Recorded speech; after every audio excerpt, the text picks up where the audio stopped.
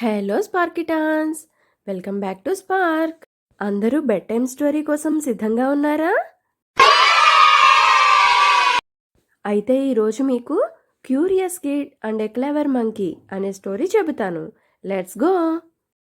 అనగనగా ఒక చిన్న గ్రామంలో మాయా అనే ఒక క్యూరియస్ గర్ల్ ఉండేది. మాయకి తన చుట్టూ ఉండే అన్ని విషయాల గురించి తెలుసుకోవడం అంటే చాలా ఇష్టం. మాయా వాళ్ళ టీచర్ కూడా తనని చదువులోనూ ప్రతి విషయం తెలుసుకోవడంలోనూ చాలా ఎంకరేజ్ చేసేవారు. ఒకరోజు మాయా స్కూల్ నుంచి ఇంటికి వెళ్తుంటే ఒక చెట్టు మీద ఒక కోతి మ్యాంగో తింటూ కనిపించింది. అంత దగ్గరగా మంకీ కనిపించేసరికి ఎగ్జైట్ అయిన మాయా, హాయ్ మంకీ అని పిలిచి, ఎందుకు నువ్వెప్పుడు చెట్ల మీదనే కూర్చుంటావు, నేల మీద ఎందుకు ఉండవు అని అడిగింది. అప్పుడు ఆ కోతి ఏమందంటే, అవును మాయా, నువ్వు మంచి ప్రశ్న అడిగావు. నేనేదో సరదా కోసం చెట్ల మీద కూర్చోవట్లేదు. చెట్లనేవి నాకు ఇల్లు లాంటివి. నాకు ఇవి సేఫ్ ప్లేస్.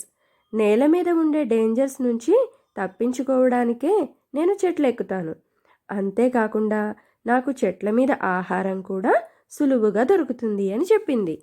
కోతి చెప్పిన మాటలు మాయాకి నచ్చాయి, కానీ ఇంకా తనకి పూర్తిగా అనుమానాలు తీరలేదు. అప్పుడు మాయా అంది, కానీ నేల మీద నువ్వు చూడదగిన మంచి మంచి విషయాలు చాలా ఉంటాయి. నువ్వు నేల మీద తిరిగితే అవన్నీ చూడగలవు కదా అని ప్రశ్నించింది. ఆ కోతి ఒక క్షణం ఆలోచించి నేల మీదకు దిగి మాయను తనతో పాటు రమ్మంది. దగ్గరలో ఉన్న ప్రమాదాలన్నీ మాయకి చూపించింది. ప్రమాదకర జంతువులు, ఫ్లడ్స్ అంటే వర్షాకాలంలో వచ్చే వరదలు, ఇలా అన్ని ప్రమాదాల గురించి చెప్పింది.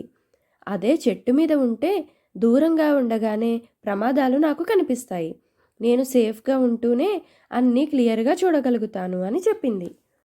మాయ ఒక క్షణం ఆలోచించి, అంటే కొన్నిసార్లు మనం సేఫ్ ప్లేస్ నుంచే ప్రపంచం గురించి తెలుసుకోవడం మంచిదని నువ్వు అంటున్నావా అని అడిగింది. అప్పుడు ఆ కోతి, అవును మాయా, అన్ని విషయాలు తెలుసుకోవాలనే ఆరాటంతో మనం ప్రమాదాలు తెచ్చుకోకూడదు. మన సేఫ్టీ చూసుకుంటూ మాత్రమే అన్ని విషయాలు నేర్చుకోవాలి అని చెప్పింది. తరువాత రోజు మాయ ఆ కోతి చెప్పిన విషయాలన్నీ తన టీచర్కి కూడా చెప్పింది. అప్పుడు టీచర్ గారు, అవును మాయ, కోతి చెప్పింది నిజమే. కొన్నిసార్లు మనం సేఫ్టీకే ఎక్కువ ఇంపార్టెన్స్ ఇవ్వాలి.